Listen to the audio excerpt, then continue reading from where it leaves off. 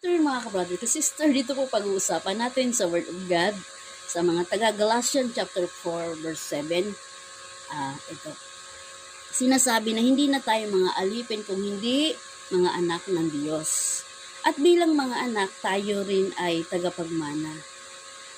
Ito ay isang mahalagang mensahe ng pagkakilala sa atin bagong katayuan sa harap ng Diyos sa pamamagitan ng pananampalataya kay Kristo. So, narito po, magbibigay po ako ng halimbawa mga kabrother ka sister.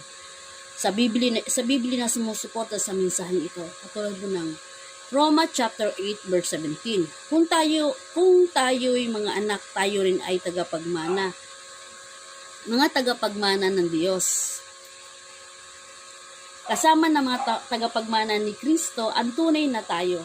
Naghihirap kasama niya upang tayo makasama rin sa kaluwalhatian.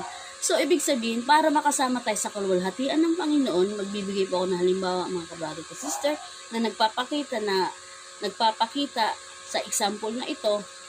Ang halimbawa na ito, ang pagbibigay diin bilang mga anak ng Diyos, tayo ay mga tagapagmana ng kanyang mga pangako at mga biyaya na nagpapakita ng ating espesyal na relasyon.